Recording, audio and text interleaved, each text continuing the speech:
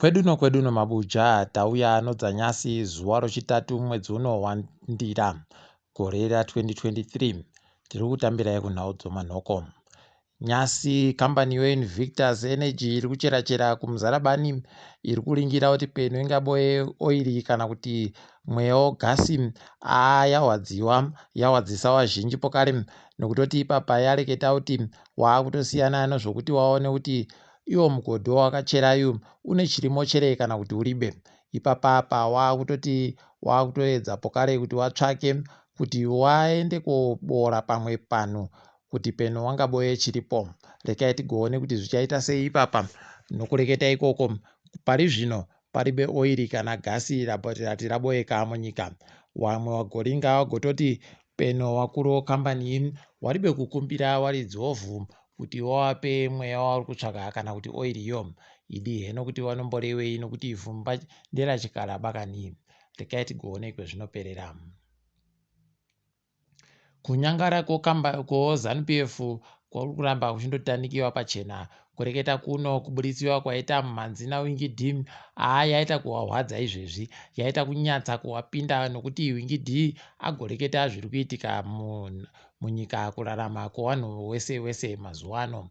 Ipapa wamwe wawo wagoburika wachitoreketa kuti dai WinkyD akabva arambidziwa kutoimba munyika medu muno nokutoti zvaari kuitazvo ari kureketa mapwapwa agodini, asi vanhu vese wagobvunza kuti kokonai muri kureketa kudai kunyepa chere kuri kuimbiwako.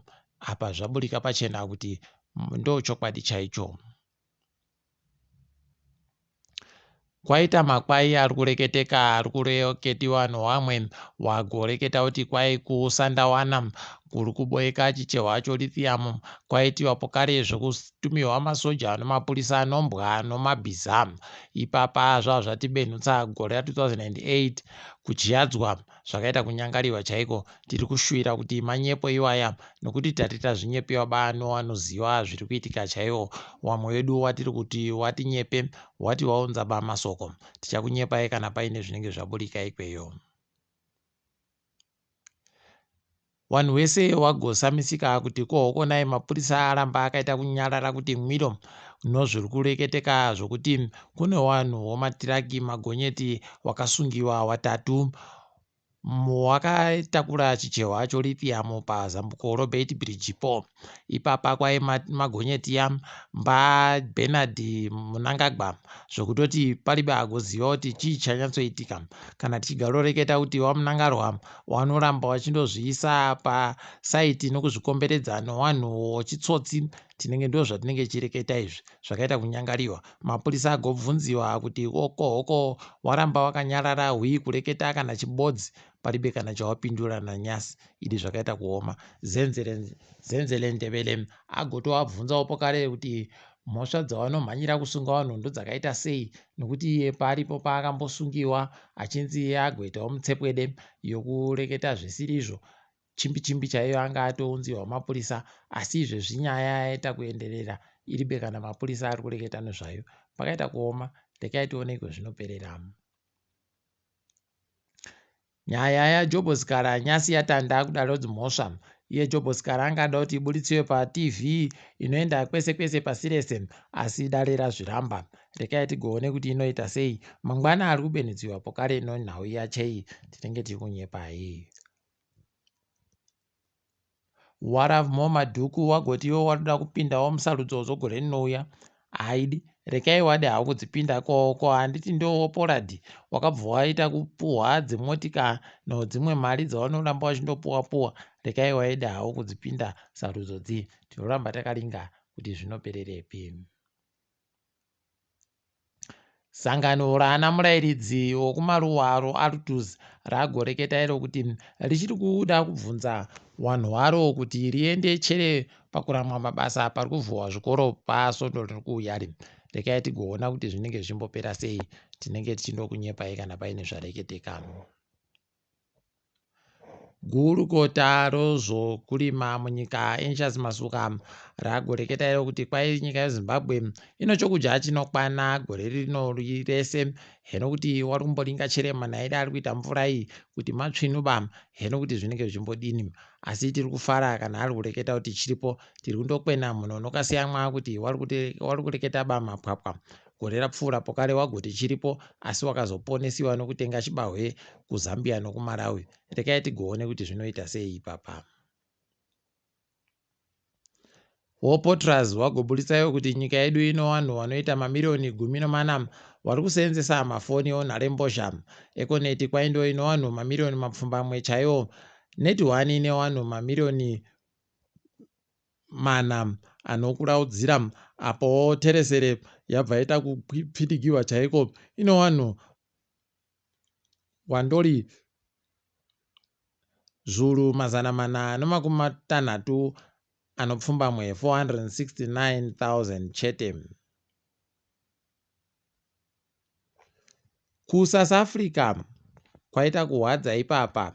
Kwabuditsiwa kuti kuno waZimbabwe watanhatu wakabatiwa wachinzi ndo wamwe wakuru womakorokoza kuSouth Africa anozikana nokuti zamazama. Pakatoita kunyangariwa ipapa kwai wanhu wandi Eric Moyo, Bethwell Ngubeni, Nhlanhla Magwaxa, Thabo Secheke na Kudzai Mashaya.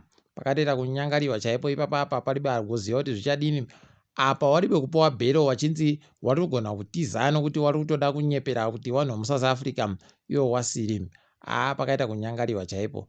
Wamwe wavo wanga watori nezvitupa nemapasipoti chaiwo zvava zvapfidigirwa zvese zvichinzi manyepo. Kunyanya uyu Eric Moyo agoreketa kuti akazvarwa kuchipatara mugore ra1987 asi kwai chipatara chaagoreketa nezvachocho chakavhurwa basi mugore ra1993.